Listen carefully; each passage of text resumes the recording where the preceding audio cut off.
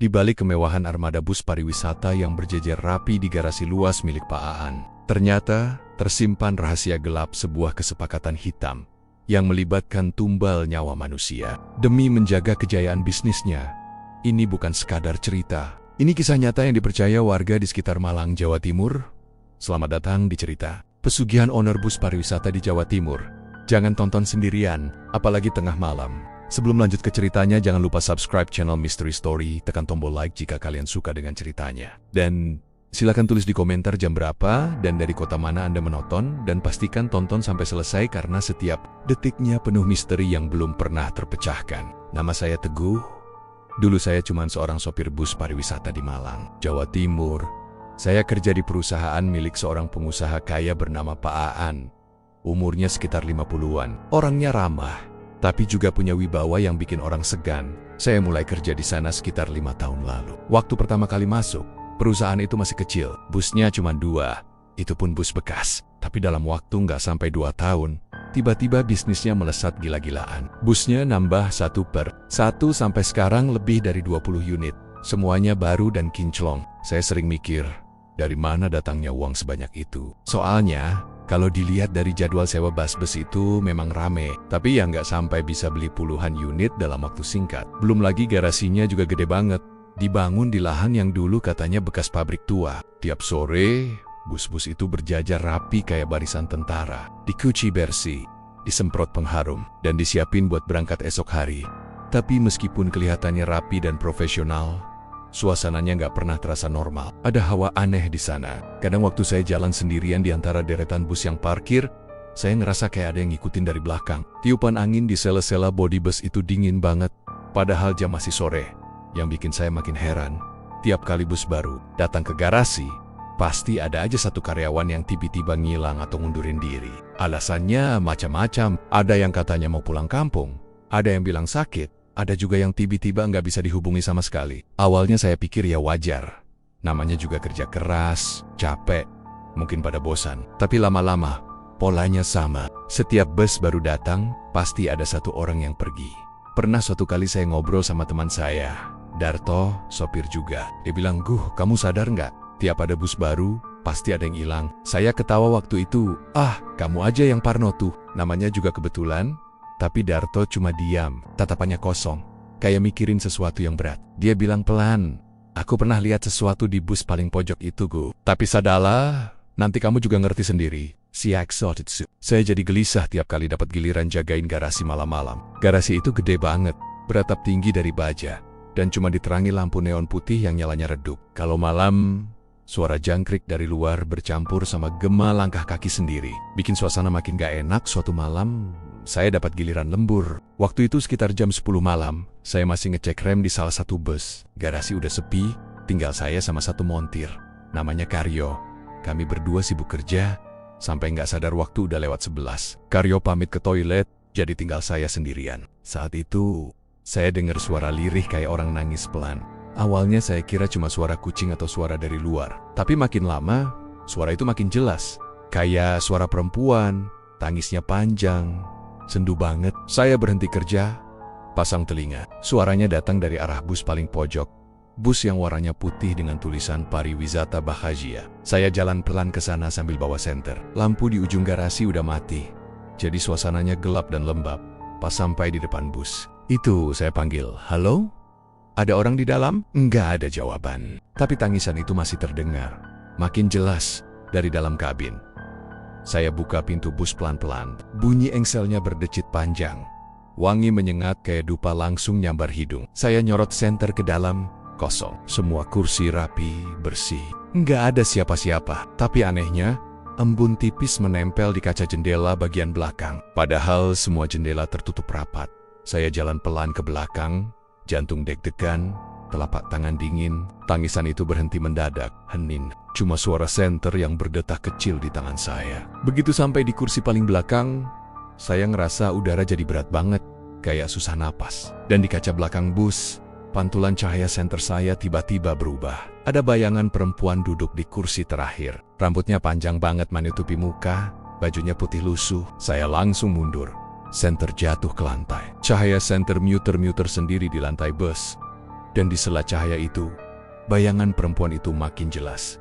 Saya teriak pelan, "Siapa kamu?" Nggak ada jawaban. Tapi tiba-tiba, kaca jendela belakang bus berembun dan muncul tulisan samar dari dalam, seperti ditulis oleh jari manusia.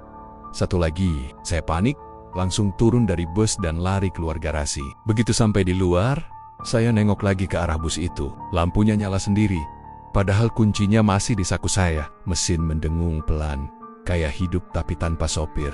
Karyo keluar dari toilet, mukanya pucat ngelihat saya ngos-ngosan. Dia tanya, "Guh, kamu kenapa?" Saya cuma bisa nunjuk ke arah bus. Tapi waktu dia lihat, bus itu mati lagi, lampunya padam, kayak nggak pernah nyala sama sekali. Karyo nyengir kaku, "Udah biasa.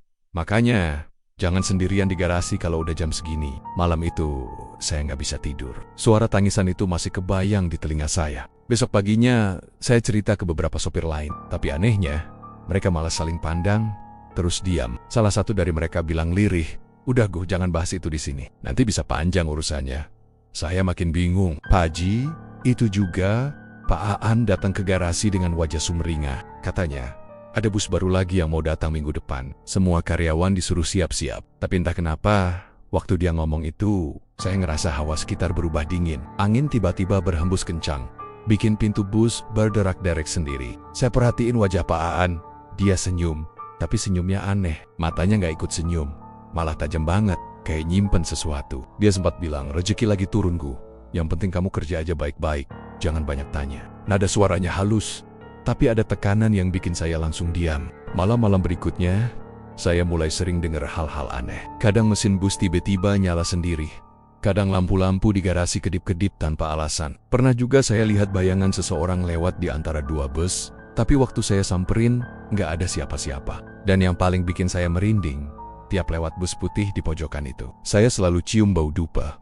Sama kayak malam waktu saya dengar suara nangis hari demi hari, rasa penasaran saya makin besar. Saya pengen tahu sebenarnya apa yang terjadi di perusahaan ini. Tapi di sisi lain, saya juga takut. Soalnya tiap orang yang pernah ngomong hal aneh soal garasi itu, entah keluar, entah hilang. Saya mulai sadar, mungkin memang ada sesuatu di balik semua kesuksesan ini. Sesuatu yang bukan dari kerja keras, tapi dari perjanjian yang gak kelihatan. Dan malam itu, ketika semua karyawan sudah pulang, saya memutuskan untuk tetap di garasi, pura-pura kerja lembur. Saya pengen buktiin sendiri apa yang sebenarnya terjadi setelah jam 11 malam. Saya nggak tahu, keputusan itu bakal jadi awal dari mimpi buruk yang nggak akan pernah saya lupakan. Sejak malam itu, setelah saya dengar suara tangisan perempuan di bus pojokan, suasana garasi nggak pernah terasa sama lagi buat saya. Rasanya kayak setiap langkah di sana diawasi sesuatu yang nggak kelihatan. Tapi mau gimana lagi? Kerjaan ya tetap kerjaan, saya butuh uang. Dan di tempat Pak Aan, gajinya lumayan besar dibanding tempat lain. Tiap pagi, sebelum mulai kerja, semua sopir dan kru biasa dikumpulin dulu di depan garasi buat briefing. Pak Aan sendiri yang sering pimpin. Orangnya tenang, ngomongnya pelan tapi tegas. Pagi itu, setelah beberapa pengumuman, dia bilang satu hal yang bikin semua orang diam. "Mulai sekarang, saya minta semuanya patuh sama aturan yang sudah lama saya kasih tahu." Katanya sambil nyapu pandangan ke arah kami satu-satu. "Jangan ada yang masuk ke garasi setelah jam 11 malam, sekalipun lupa barang, atau ada bus mogok. Kalau sudah lewat jam itu, tunggu sampai pagi." Suasana langsung hening. Angin pagi bertiup pelan, tapi rasanya kayak dingin banget. Salah satu montir muda nyeletuk setengah bercanda, "Kenapa Pak? Takut ada hantu bus?" Pak Aan cuma senyum kecil, tapi matanya nggak ikut senyum. "Anggap saja begitu. Tapi kalau kalian nurut, semuanya akan aman." Gak ada yang berani nanya lebih jauh. Dan anehnya, meskipun dia cuma ngomong santai, entah kenapa suaranya bikin bulu kuduk saya berdiri. Beberapa malam berikutnya, saya selalu pulang tepat waktu, gak mau ambil risiko. Tapi malam itu beda. Salah satu bus rusak mendadak habis balik dari Banyuwangi. Remnya bermasalah. Dan besok pagi bus itu harus berangkat lagi buat nganter rombongan wisata ke Jogja. Jadi saya diminta bantuin montir lembur. Waktu itu sekitar jam 9 malam, suasana garasi sepi banget. Cuma saya, montir bernama Karyo, dan satu karyawan baru, Randy. Kami bertiga ngerjain rem di bus bagian tengah. Di luar garasi, hujan rintik-rintik, bikin udara makin lembab. Kami asik kerja sampai nggak sadar waktu. Saya lihat jam di ponsel, udah lewat 11. "Tuh, udah jam 11 lewat. Nih," kata saya ke Karyo. Dia cuma nyengir, "Santai aja. Guh, sekalian beresin sedikit lagi." biar besok nggak ribet. Saya sempat ragu, tapi ya udah, saya lanjut bantuin. Pas lagi jongkok di bawah kolong bus, saya cium bau aneh, kayak dupa yang dibakar. Bau itu makin lama makin kuat, padahal nggak ada orang yang ngerokok atau bakar apapun di sekitar. Saya keluar dari kolong bus, lihat sekeliling. Randy juga ngangkat kepala, mukanya bingung. Lu nyium bau apa, Go? Saya iya, kayak dupa ya. Karyo berdiri, melirik ke arah pojok garasi yang gelap. Paling orang kampung sebelah suka bokar-bokar buat ritual, tapi suaranya sendiri terdengar nggak yakin. Lampu garasi mulai kedip-kedip pelan. Saya jalan ke arah saklar buat ngecek, tapi begitu lampu nyala penuh lagi, saya perhatiin ada yang aneh. Beberapa bus kayak berembun dari dalam, padahal cuaca kering dan pintu bus semuanya tertutup rapat. Kaca jendela bagian dalam berlapis air tipis, kayak habis diembus napas banyak orang dari dalam. Randy nyeletuk pelan. Kok bisa begini ya? AC-nya juga nggak nyala. Saya nggak jawab, tapi perasaan saya mulai nggak enak. Hawa garasi terasa berat, dan udara dingin banget. Sampai napas kami kelihatan putih kayak uap. Tiba-tiba, dari arah pojok garasi terdengar suara pelan. Awalnya kayak orang bisik-bisik, tapi lama-lama jadi jelas. Suara itu kayak orang ngaji, tapi suaranya serak dan berat. Bukan seperti suara manusia biasa. Saya refleks matiin mesin bus biar bisa dengar lebih jelas. Karyo yang tadinya santai sekarang diam. Kami bertiga saling pandang. Suara itu makin jelas. Bacaan-bacaan aneh, campuran antara bahasa Arab dan sesuatu yang gak saya kenal. Saya berbisik ke Karyo, itu suara siapa tuh? Dia geleng pelan. Nggak tahu, tapi kayaknya dari pojok situ. Kami jalan pelan, nunduk supaya nggak ketahuan. Lampu garasi cuma nyala di tengah, jadi bagian pojok itu agak gelap. Saya ngintip dari balik salah satu bus yang parkir. Dan waktu itu saya lihat sesuatu yang bikin darah saya serasa berhenti mengalir. Di sana, di pojokan, Pak Aan duduk bersila di lantai. Di depannya ada dupa menyala. Asapnya tebal banget sampai menutupi sebagian tubuhnya. Di samping dupa itu, ada mangkuk besar berisi darah segar. Dan di depannya melingkar seekor ular hitam besar. Ukurannya hampir sebesar paha orang dewasa, kepalanya segede helm motor. Ular itu nggak diam. Sesekali mengangkat kepala tinggi-tinggi, menjulurkan lidah panjangnya ke arah wajah Pak Aan. Tapi anehnya, beliau nggak takut sama sekali. Malah seperti sedang berbicara pelan ke arah ular itu. Saya terpaku di tempat. Suara ngaji serak tadi ternyata datang dari Pak Aan sendiri. Tapi ayat yang dia baca terdengar kacau, kayak bukan doa biasa. Campuran antara ayat suci dan mantra aneh yang bikin kuping terasa panas. Randy di sebelah saya hampir teriak. Tapi saya tutup mulutnya cepat-cepat. Diam, bisik saya. Kami berdua tiarap di lantai, ngintip lewat selaban bus. Ular itu tiba-tiba melingkar lebih erat, dan dari tubuhnya keluar suara mendesis panjang. Suara itu kayak campuran desis ular dan tangisan manusia. Saya ngerasa kepala saya bergetar. Pak Aan tiba-tiba berhenti membaca, lalu berkata dengan nada rendah, "Sudah, aku sudah sediakan satu lagi. Besok malam, dia akan siap." Saya nggak ngerti siapa yang dia maksud, tapi jantung saya berdetak makin cepat. Tiba-tiba, lantai di bawah kaki saya berderit pelan. Kayaknya saya salah injak besi kecil di lantai. Suara itu cukup keras buat terdengar. Sekejap, suara desis ular berhenti. Kepala ular itu langsung mengarah ke tempat saya bersembunyi. Saya lihat matanya. Merah menyala, kayak bara api. Cahaya matanya memantul di bodi bus. Dan saat itu saya tahu kami ketahuan. Saya mundur pelen-pelen sambil narik Randy. Tapi langkah kami berantakan. Randy hampir jatuh, dan senter kecil di sakunya jatuh ke lantai. Nyala, cahaya senter itu langsung menyorot ke arah Pak Aan. Dia berdiri pelan, wajahnya berubah pucat, matanya kosong, tapi bibirnya senyum tipis. Suara berat keluar dari mulutnya, tapi seolah bukan suaranya sendiri. Siapa di sana? Saya langsung tarik Randy dan lari ke arah pintu garasi. Karyo yang tadi di belakang kami ikut lari setelah lihat ular itu mulai bergerak. Begitu kami keluar, kami dengar suara benda berat jatuh di dalam garasi, kayak sesuatu melilit besi besar. Kami nggak berani nengok lagi. Kami cuma lari sampai ke pos jaga di depan jalan besar. Nafas kami ngos-ngosan. Karyo langsung duduk lemas. "Kamu lihat juga, Go." Saya cuma bisa angguk. Randy masih gemetar. Dia bilang, Itu bukan manusia, Go." Ular itu matanya merah. Beberapa menit kemudian, dari arah garasi, tiba-tiba lampu semua bus nyala bersamaan. Suaranya berdengung pelan, kayak mesin hidup satu persatu. Tapi nggak ada siapapun di sana. Kami cuma bisa berdiri dari jauh, nonton bus-bus itu nyala sendiri. Lampu sorot depannya berkelip-kelip kayak ada yang mainin saklarnya. Lalu satu hal yang bikin saya hampir nggak bisa tidur berhari-hari.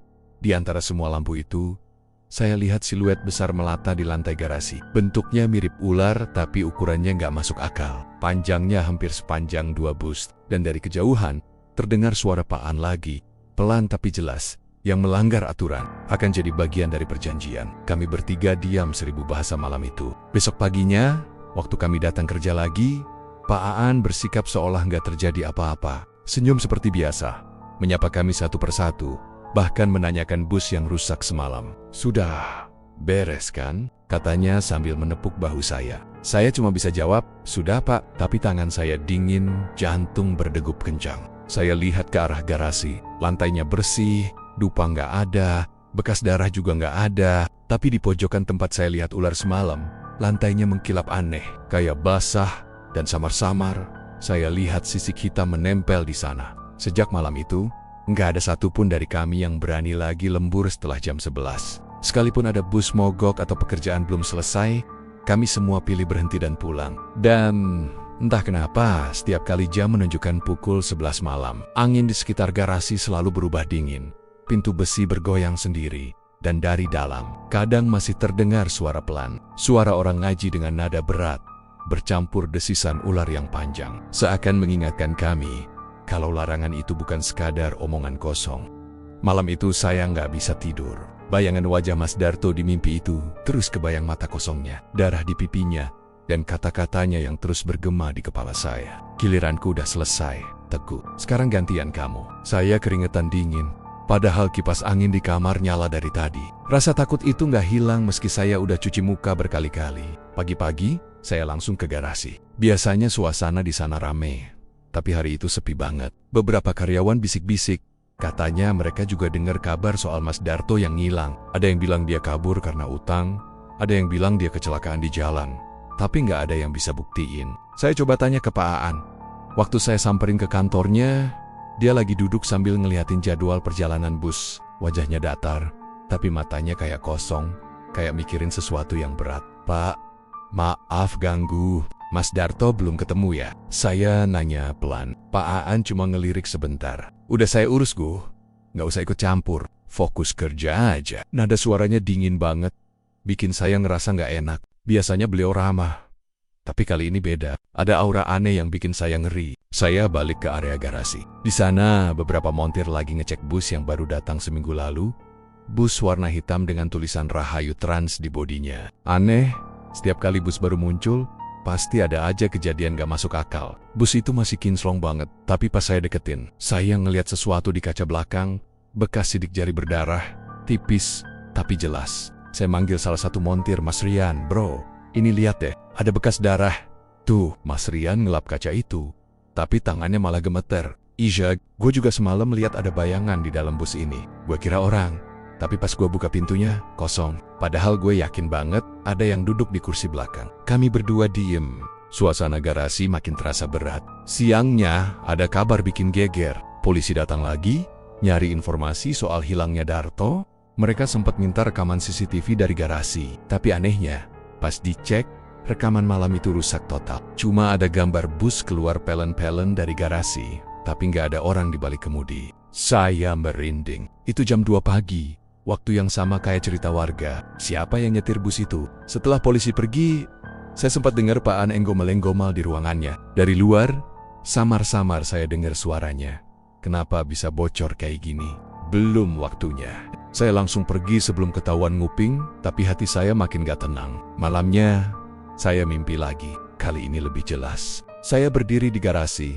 Semua bus berjejer dengan lampu nyala. Di ujung, ada satu bus hitam, pintunya kebuka. Dari dalam keluar sosok Mas Darto. Mukanya pucat, bajunya compang-camping, dan tangannya melambai ke saya. Ayo, go, naiklah. Busnya udah nunggu. Saya mundur. Tapi dari dalam bus muncul suara mendesis panjang. Kayak ular besar. Tiba-tiba sosok Darto ditarik masuk. Dan pintu bus nutup sendiri dengan suara keras banget. Saya kebangun sambil teriak. Besok paginya saya masih ngerasa lemas. Teman-teman kantor bilang muka saya pucat banget. Saya cuma bilang lagi kurang tidur. Tapi dalam hati, Saya yakin ada yang gak beres di perusahaan ini. Saya mulai tanya-tanya ke beberapa karyawan lama. Ada satu yang akhirnya mau cerita, namanya Pak Slamet. Dia udah kerja dari zaman awal perusahaan berdiri. Dia ngomong pelan banget, kayak takut ada yang dengar. Kamu kerja di sini hati-hati ya. Dulu juga pernah ada 2 orang supir hilang gitu aja. Setiap kali bos beli bus baru, pasti ada yang hilang. Dulu kami kira cuma kebetulan, tapi lama-lama polanya sama. Sekarang kamu pikir sendiri. Saya diem, jantung saya berdebar kencang. Maksudnya, tiap bus baru ada tumbal gitu Pak? Pak Slamet gak jawab. Dia cuma ngelirik ke arah kantor Pak Aan, lalu pelan-pelan ninggalin saya tanpa ngomong apa-apa lagi. Sore itu saya nekat ngecek bus hitam yang terakhir datang. Bus itu parkir paling pojok, agak jauh dari yang lain. Waktu saya buka pintunya, aroma dupa langsung nyengat banget. Di lantai, ada bekas abu hitam kayak sisa bakaran ritual. Di jok belakang, saya nemu sesuatu yang bikin saya gemeter. Sehelai rambut panjang, hitam dan basah. Saya langsung keluar buru-buru. Tapi begitu saya nutup pintunya, kaca spion bus tiba-tiba retak sendiri, padahal saya nggak nyentuh apa-apa. Malamnya, saya dengar kabar lagi, satu karyawan bagian kebersihan, namanya Iwan, nggak balik ke rumah. Katanya terakhir kelihatan bersihin garasi sekitar jam 11 malam. Besoknya polisi datang lagi, tapi seperti biasa, nggak ada hasil. Bus-bus tetap jalan, bisnis tetap lancar, dan Pak Aan tetap kelihatan tenang. Tapi bagi saya, semua itu udah jelas bukan kebetulan. Saya mulai sadar, mungkin benar. Semua orang yang hilang itu bukan sekadar nasib buruk. Ada sesuatu yang dikorbankan. Sesuatu yang menuntut tumbal supaya perusahaan ini tetap maju. Dan malam itu, waktu saya lewat garasi sendirian, saya dengar suara mesin bus nyala pelan dari dalam. Saya coba lihat dari celah pintu. Bus hitam itu hidup sendiri. Lampunya nyala, asap keluar pelan, dan di kaca depannya, saya lihat bayangan seseorang duduk di kursi sopir. Tapi yang bikin bulu kuduk saya berdiri, wajahnya mirip banget sama Darto. Saya langsung lari tanpa mikir. Dari belakang, samar-samar saya dengar suara ketawa rendah, kayak suara Pak Aan. Tapi anehnya, di antara tawa itu, ada desisan panjang, seperti suara ular yang melingkar di bawah tanah. Sejak malam itu, saya tahu, hilangnya karyawan bukan hal biasa, dan saya cuma nunggu waktu, sampai giliran saya tiba. Waktu itu, saya masih nggak tahu apa yang sebenarnya terjadi. Saya cuma ngikut aja, karena Pak An bilang kami mau ke Gunung Kawi buat acara syukuran rutin perusahaan. Katanya setiap tahun dia selalu datang ke sana buat ngucap syukur atas rezeki dan kelancaran bisnis. Saya pikir, ya udah, mungkin cuma semacam doa bareng, tradisi aja. Tapi ternyata saya salah besar. Perjalanan ke Gunung Kawi waktu itu rasanya aneh banget. Dari awal udah berasa ada hawa yang beda. Jalanan mulai sepi, kabut makin tebal, dan udara tiba-tiba dingin banget padahal siang itu masih jam 3 sore. Sepanjang jalan Pak Aan diam aja, wajahnya kaku, matanya lurus ke depan, seperti nggak peduli sama sekitar. Saya duduk di samping sopir, dan setiap kali saya coba ngobrol, dia cuma jawab pendek, kayak ogah diajak bicara. Pas kami sampai di area parkiran bawah, suasananya makin nggak enak. Beberapa orang tua duduk di warung pinggir jalan, pandangannya aneh waktu ngelihat mobil kami. Saya sempat dengar mereka bisik-bisik. Lagi-lagi dia datang. Saya nggak ngerti maksudnya, tapi kata-kata itu langsung bikin bulu kuduk saya berdiri. Kami naik jalan setapak ke arah atas gunung. Udara di sana makin lembab dan berat. Bau dupa samar-samar udah kecium dari jauh. Setelah jalan hampir setengah jam, kami sampai di depan gua kecil. Mulut gua itu gelap banget. Cuma ada cahaya redup dari beberapa lilin dan dupa yang dibakar. Di depannya ada meja kecil dari batu. Di atasnya penuh sesajen, kelapa hijau, bunga 7 rupa, kemenyan, dan kepala kambing hitam yang masih segar. Darahnya netes pelan ke tanah. Saya mulai merasa ada yang gak beres. Tapi Pak Aan malah terlihat tenang, bahkan kayak udah hafal semua urutannya. Dia taruh bungkusan di atas batu itu, lalu nyalain dupa, sambil duduk bersila. Saya berdiri agak jauh, tapi masih bisa dengar jelas waktu dia mulai komat kamit baca sesuatu. Bahasanya bukan bahasa biasa. Kalimatnya aneh, berulang-ulang, dan suaranya berat banget. Kayak bukan cuma dia yang ngomong. Saya mau mundur pelan-pelan, tapi langkah saya terasa berat. Kaki saya gemetar, jantung saya berdetak kencang, tapi tubuh saya kayak dikunci. Tiba-tiba, udara di dalam gua berubah. Asap dupa makin tebal, angin dari dalam keluar deras. Padahal seharusnya gua itu tertutup. Dari dalam asap, saya mulai lihat bayangan besar. Bayangan itu tinggi, bentuknya mirip manusia tapi kepalanya panjang, seperti kepala ular. Kulitnya mengkilap hitam. Matanya merah menyala. Saya nggak bisa teriak. Tenggorokan saya kering, suara saya nggak keluar sama sekali. Sosok itu berdiri di depan Pak Aan. Suaranya berat banget. Sampai tanah di bawah saya ikut bergetar waktu dia ngomong. Tumbal berikutnya sudah siap, Aan. Saya hampir jatuh saking takutnya. Tapi yang bikin saya makin nggak percaya, Pak Aan bukannya takut. Dia malah menunduk hormat. Terus jawab dengan tenang. Sudah. Yang berikutnya sopir muda dari Malang. Darah saya langsung dingin. Hati saya mencelos. Sopir muda dari Malang. Itu saya. Saya pengen lari. Tapi kaki saya masih nggak bisa digerakin. Sosok besar itu mendesis panjang. Lidahnya bercabang. Keluar dari mulutnya yang seperti sisik basah. Baik, jaga janjimu, Aan. 1 tumbal untuk 1 bus baru. Seketika dupa di sekitar kami padam semua. Gua jadi gelap total. Yang tersisa cuma suara napas berat dan desisan yang makin lama makin dekat ke arah saya. Dalam gelap itu, saya ngerasa ada sesuatu yang lewat di depan muka saya. Dingin listen dan bau. Saya nekat baca doa dalam hati. Tapi semakin saya baca, kepala saya terasa berat banget. Kayak ditekan. Lalu dari jauh, saya dengar suara Pak Aan teriak. Jangan melawan. Suara itu bukan kayak peringatan, tapi lebih kayak perintah. Dan setelah itu, semuanya tiba-tiba hening. Begitu asap mulai menipis, sosok itu perlahan menghilang ke dalam dinding gua, kayak menyatu dengan batu. Saya masih gemetaran, dan Pak Aan berdiri pelan, wajahnya berkeringat tapi tersenyum. Dia lihat ke arah saya dan bilang dengan tenang, kamu nggak usah cerita ke siapa-siapa soal ini. Anggap aja kamu nggak lihat apa-apa. Saya pengen marah, tapi mulut saya nggak bisa ngomong. Ada sesuatu di tatapan matanya yang bikin saya ngeri. Tatapan itu dingin, kosong, tapi kuat banget. Setelah ritual itu, perjalanan turun dari gunung terasa panjang banget. Mobil kami kayak melaju di dunia lain. Jalanan berkelok, kabut makin tebal, dan di kaca spion saya sempat lihat sesuatu. Bayangan ular besar melingkar di belakang mobil, matanya nyala merah. Tapi begitu saya kedip, bayangan itu hilang. Sampai di bawah, saya muntah. Badan saya panas dingin, kepala pusing, dan entah kenapa setiap kali saya pejam mata, saya masih lihat gua itu, dan sosok besar di dalamnya. Tapi Pak Aan tenang aja, malah nyalain rokok sambil senyum-senyum kecil. Sekarang semua aman, Gu. Usaha kita bakal makin lancar. Kalimat itu malah bikin saya makin takut. Malamnya saya nggak bisa tidur. Setiap kali mata saya merem, saya selalu dengar suara desisan di telinga, kayak ular yang lagi gesek sisiknya ke tanah. Saya bangun berkali-kali, tapi selalu ngerasa kayak ada yang ngintip dari jendela. Bahkan waktu saya nyalain lampu, bayangan itu masih ada di sana. Bentuk panjang, melingkar, dan bergerak pelan. Sejak kejadian di Gunung Kawi itu, perusahaan bus makin sukses. Orderan pariwisata datang terus. Bus-bus baru datang tiap bulan, dan semua sopir baru pada senang karena bonusnya besar. Tapi saya tahu, semua itu nggak gratis. Ada harga yang harus dibayar. Saya mulai sadar, setiap kali bus baru datang, pasti ada karyawan yang hilang. Kadang sopir, kadang montir. Dan semuanya nggak pernah ketemu lagi. Saya sendiri mulai sering ngerasa aneh. Setiap kali saya duduk di kursi sopir, kaca depan bus kadang berembun dari dalam. Dan di tengah embun itu, muncul tulisan samar kayak bekas jari. Giliranmu sebentar lagi. Saya nggak tahu siapa yang nulis, tapi tulisan itu muncul lagi dan lagi. Sampai suatu malam, saya dengar suara lirih dari balik garasi. Suara yang sama kayak di gua itu. Aan sudah menepati janjinya. Sekarang, waktunya yang muda. Saya ngerasa darah saya berhenti mengalir. Suara itu jelas banget. Tapi waktu saya keluar buat ngecek garasi kosong, cuma ada 1 bus hitam yang lampunya nyala sendiri, padahal nggak ada kunci di kontaknya. Saya tahu, mulai saat itu, hidup saya udah diincar dan nggak ada tempat buat lari. Setelah kejadian di Gunung Kawi itu, saya nggak tenang lagi kerja di tempat Pak Aan.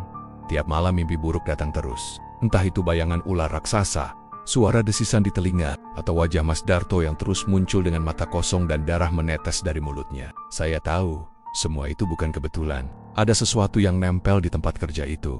Dan saya yakin saya udah jadi bagian dari rencana yang lebih gelap. Beberapa hari setelah kami pulang dari Gunung Kawi, saya nekat ngomong ke Pak Aan buat resign. Saya bilang saya udah capek kerja di jalan, pengen pulang kampung bantu keluarga. Tapi anehnya, waktu saya ngomong begitu, Pak Aan cuma diam.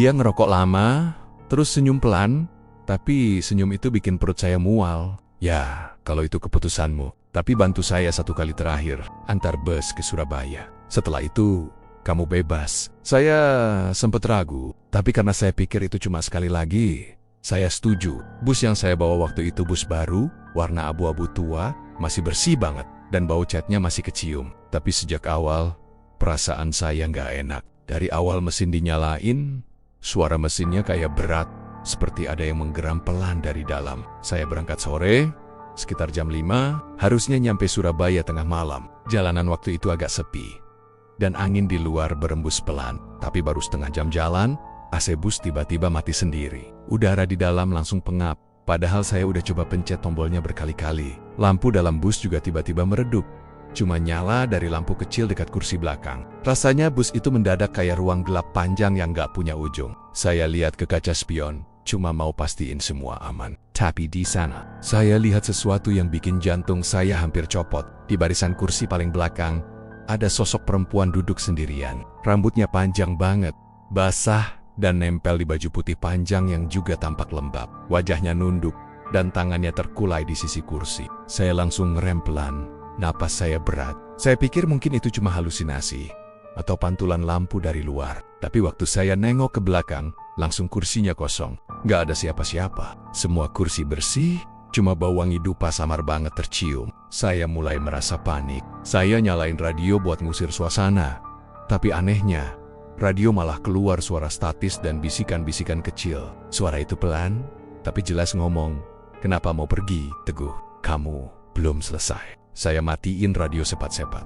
Tapi suara itu kayak nggak hilang, malah makin jelas. Seperti berbisik di telinga saya langsung. Saya terus nyetir, berharap cepat sampai. Tapi setiap kali saya lirik kaca spion, sosok itu muncul lagi. Sekarang dia nggak di kursi belakang, tapi di baris tengah. Rambutnya masih basah, dan saya bisa lihat sedikit wajahnya pucat, dengan mata hitam legam tanpa bola mata. Saya mulai teriak kecil, sambil baca doa yang saya hafal. Tapi setiap saya baca doa, busnya malah goyang kayak ada yang dorong dari luar. Lampu jalan di luar tiba-tiba padam satu persatu.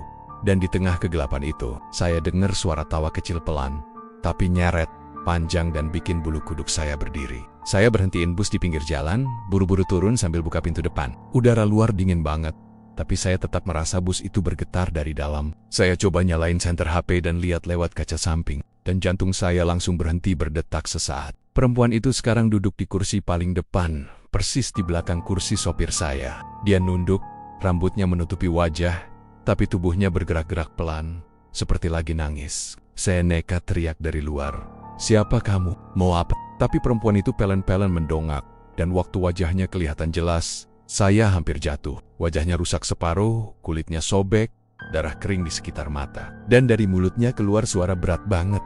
Bukan suara manusia. "Kenapa mau kabur, Teguh? Kamu sudah dipilih." Saya langsung lari dari bus tanpa mikir. Kunci masih nyantol di kontak, lampu depan nyala, tapi saya nggak peduli. Suara tawa perempuan itu makin keras, panjang banget dan nggak berhenti-berhenti. Bahkan waktu saya udah lari puluhan meter, tawa itu masih ngikutin dari arah bus, bergema di jalanan gelap. Saya bersembunyi di warung pinggir jalan yang udah tutup. Badan saya gemetar, tangan saya dingin, dan mata saya nggak berani ngelirik ke arah bus. Tapi setelah beberapa menit, saya nekat ngintip lagi. Bus itu masih nyala, tapi sekarang di kaca depan saya lihat sesuatu bergerak. Perempuan itu duduk di kursi sopir saya, tangannya disetir, dan kepala ular besar nongol dari belakang kursinya. Matanya merah, lidahnya panjang bercabang, dan dari mulutnya keluar desisan panjang banget. Saya hampir pingsan waktu lihat itu. Saya mundur pelan, tapi kaki saya nyenggol batu, dan suara itu bikin perempuan itu tiba-tiba nengok ke arah saya. Dari jauh saya lihat senyumnya, lebar banget, dan suaranya pelan tapi jelas, "Jangan coba lari, Teguh." "Udah Jang." Saya langsung kabur, lari terus sampai nemu pos polisi kecil di pinggir jalan. Waktu saya ceritain semua, dua polisi itu cuma ngira saya mabuk. Tapi waktu kami balik ke lokasi, bus itu udah nggak ada, hilang begitu aja. Cuma sisa bekas ban di aspal dan bau dupa yang masih kecium kuat banget. Saya disuruh istirahat di pos itu, tapi sampai pagi saya nggak bisa tidur. Setiap kali saya pejam mata, saya dengar suara desisan dari dalam telinga. Dan di kepala saya masih terngiang tawa perempuan itu. Saat matahari mulai naik, saya kembali ke garasi perusahaan. Saya pikir mungkin busnya dibawa orang lain.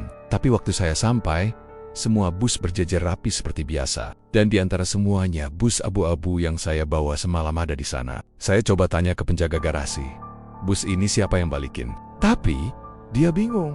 Katanya dari tadi subuh bus itu udah ada, dan dia nggak lihat siapapun yang bawa. Kuncinya juga udah tergantung di kantor, seolah nggak pernah dibawa keluar. Saya mulai ngerasa darah saya dingin lagi. Saya buka pintu bus itu pelan. Bau amis langsung nyambar. Di lantai dekat kursi sopir, ada bekas kaki basah, kecil tapi jelas bentuknya. Di koka spion, samar-samar muncul tulisan, seolah ditulis pakai jari yang berdarah. Jangan lari lagi. Saya langsung keluar lagi, badan saya lemas. Sejak malam itu, saya nggak pernah berani nyentuh setir bus lagi. Tapi suara tawa perempuan itu masih sering datang di telinga saya, terutama kalau malam. Kadang waktu saya lagi sendirian di rumah, saya dengar suara desisan panjang dari bawah lantai. Dan sesekali, saya mencium bau dupa terbakar yang muncul entah dari mana. Saya tahu satu hal sekarang. Ritual di Gunung Kawi belum selesai. Dan saya, mau nggak mau, udah ditandai. Sore itu, langit mendung tebal menggantung di atas kota kecil tempat rumah Pak Aan berada. Udara terasa berat, kayak ada sesuatu yang menekan dada sejak saya turun dari motor. Jujur aja, saya sempat ragu buat datang, tapi rasa penasaran saya lebih kuat. Selama beberapa hari setelah kejadian di bus itu, saya nggak bisa tidur. Bayangan perempuan berambut basah itu terus muncul di kepala. Tawa panjangnya masih terngiang tiap malam, bikin saya takut buat memejamkan mata. Saya berdiri di depan rumah Pak Aan.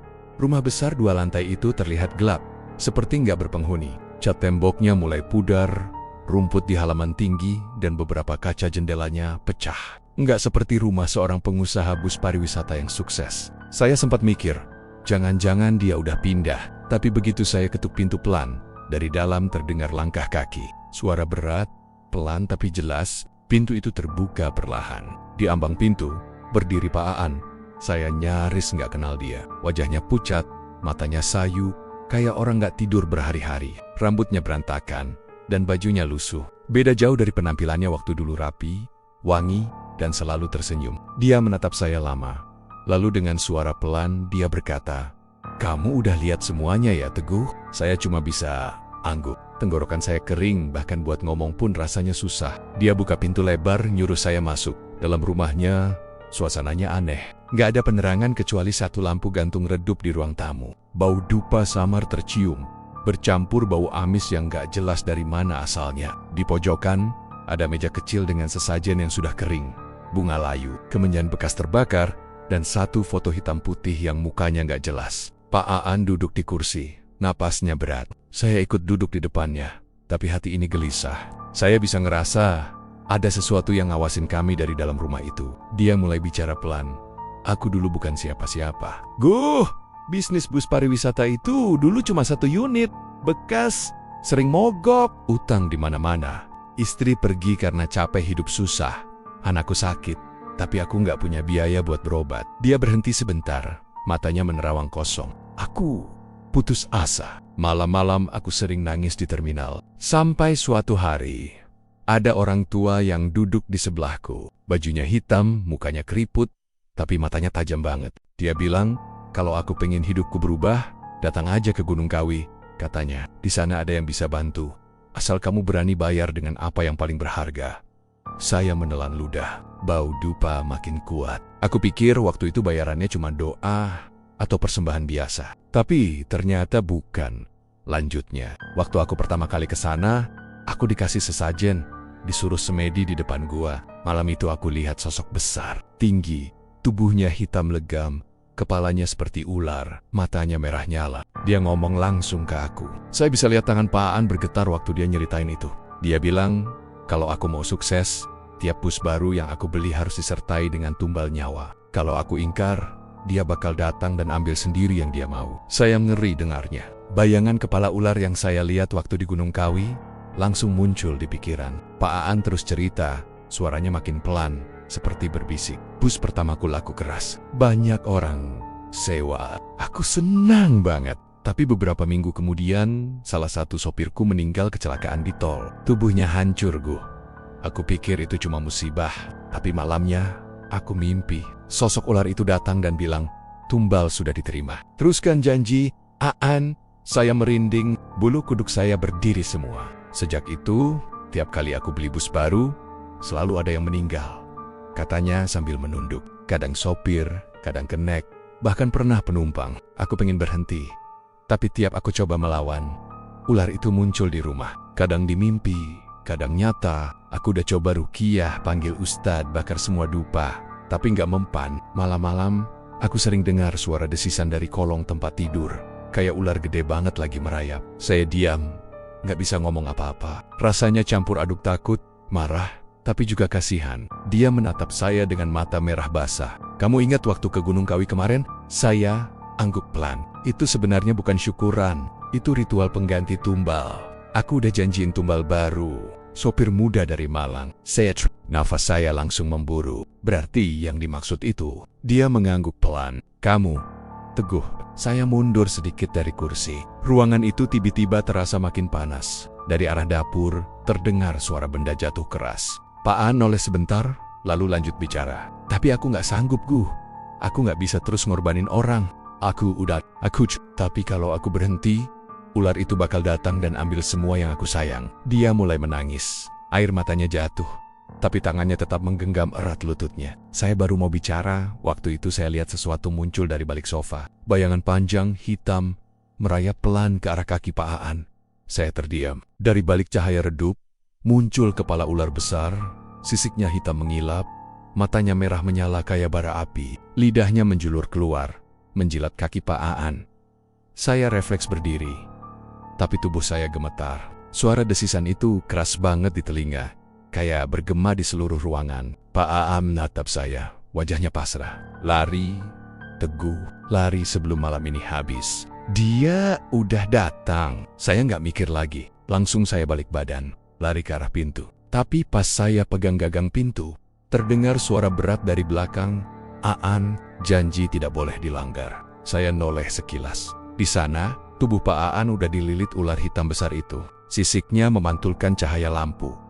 Tubuhnya menggeliat kuat. Pak Aan teriak, tapi suaranya pelan, kayak tenggelam. Ular itu membuka mulutnya lebar, dan saya sempat lihat matanya menatap saya lurus sebelum semuanya gelap. Saya kabur keluar rumah, napas ngos-ngosan, keringat dingin membasahi punggung. Dari dalam rumah, terdengar suara benda pecah, suara desisan panjang, dan tawa berat yang bukan manusia. Saya lari terus tanpa nengok lagi. Sampai ke jalan besar saya berhenti. Lihat ke arah rumahnya. Dari celah atap, keluar asap hitam tebal yang bentuknya seperti kepala ular besar, mengarah ke langit malam. Sejak malam itu, rumah Pak Aan dikabarkan kosong. Nggak ada yang berani masuk, bahkan warga sekitar juga bilang, tiap malam Jumat suka terdengar suara bus menyala sendiri di garasi belakang rumah itu. Kadang ada bayangan hitam melintas di jendela, kayak sosok tinggi besar dengan mata merah menyala. Saya nggak pernah lagi ketemu Pak Aan, tapi tiap kali saya lewat jalan menuju rumahnya, entah kenapa saya selalu mencium bau dupa dan mendengar desisan samar di telinga, seolah ada yang masih mengikuti dari kejauhan, menunggu giliran tumbal berikutnya. Malam itu, setelah saya kabur dari rumah Pak Aan, saya bener-bener nggak balik ke rumah dulu. Saya cuma jalan terus, nggak tahu arah. Cuma pengen sejauh mungkin dari tempat itu. Badan gemetar, kaki lemas, tapi rasa takut lebih kuat dari segalanya. Di kepala saya, masih terbayang jelas sosok ular hitam besar itu yang melilit tubuh Pak Aan. Suaranya yang teriak minta saya lari, dan mata merah menyala yang sempat menatap langsung ke arah saya sebelum semuanya gelap beberapa hari berikutnya. Saya nggak bisa tidur tenang. Setiap malam saya selalu kebangun karena mimpi buruk. Dalam mimpi, saya lagi nyetir bus sendirian. Tapi di kaca spion, ada bayangan ular besar merayap dari kursi belakang. Kadang juga saya dengar suara tawa perempuan yang sama dengan yang saya dengar malam di bus waktu itu. Suara itu terus menghantui, seolah nempel di telinga. Saya sempat kepikiran buat cerita ke polisi. Tapi saya nggak punya bukti apa-apa. Siapa juga yang bakal percaya kalau saya bilang bos bus pariwisata meninggal karena pesugihan ular dari Gunung Kawi? Orang pasti bakal mikir saya gila. Jadi saya diem aja, berusaha menenangkan diri. Tapi seminggu kemudian, kabar itu datang, kabar yang bikin saya nyaris pingsan waktu dengarnya. Pak Aan ditemukan meninggal di garasi bus miliknya sendiri. Yang nemuin adalah salah satu karyawan lama yang kebetulan disuruh ngecek kondisi bus. Katanya waktu buka pintu garasi, udara di dalam panas banget. Bau amis dan dupa campur jadi satu. Lampu-lampu di langit-langit padam, tapi mesin salah satu bus nyala sendiri. Lampu depan terang menyorot dinding. Di situ, di bawah sinar lampu bus itu, tubuh Pak Aan tergeletak kaku. Waktu polisi datang dan lihat kondisinya, semua orang yang di situ langsung muntah. Tubuhnya kering banget, kulitnya piko-pika dan terkelupas kayak ular habis ganti kulit. Mata terbuka lebar, lidahnya menjulur, dan di lehernya ada bekas lilitan besar kayak bekas sesuatu yang menekan kuat banget. Lantai sekitar tubuhnya juga penuh jejak aneh, seperti sisik ular tapi ukurannya nggak masuk akal, gede banget. Yang lebih aneh, di lantai garasi juga ditemukan puluhan dupa yang masih ngebul. Padahal nggak ada tanda orang lain di sana. Ada juga bekas sesajen kering dan tulisan Jawa kuno di dinding garasi yang entah siapa yang nulis. Polisi nyebutnya kejadian tragis akibat keracunan gas dari kendaraan. Tapi warga sekitar tahu, itu bukan kecelakaan biasa. Mereka beleng.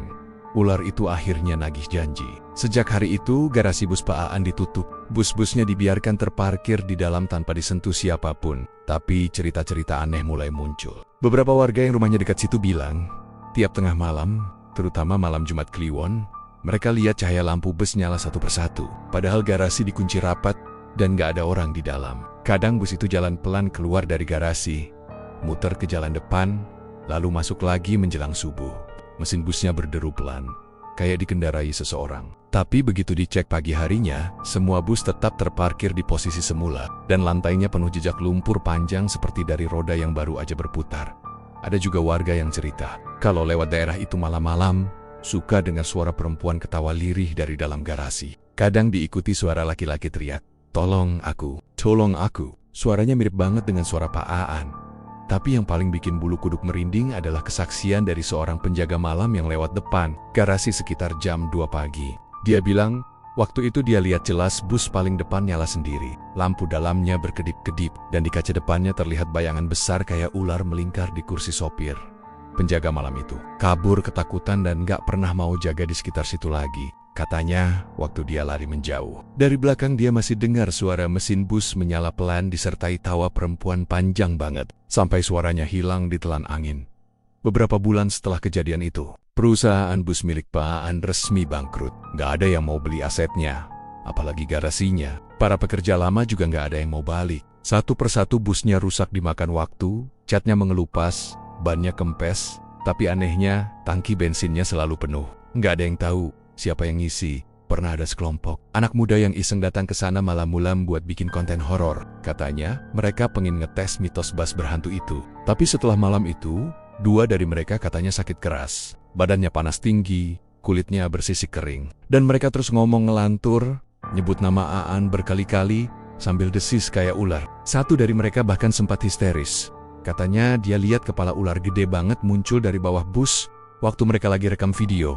Setelah kejadian itu, warga sekitar makin yakin kalau tempat itu dikutuk. Mereka mulai pasang pagar bambu di sekeliling garasi dan kasih tanda larangan mendekat. Tapi ya, kalau malam, tetap aja suara mesin bus suka nyala sendiri. Kadang lampu depan bus paling depan nyorot ke arah jalan, kayak lagi nyari seseorang.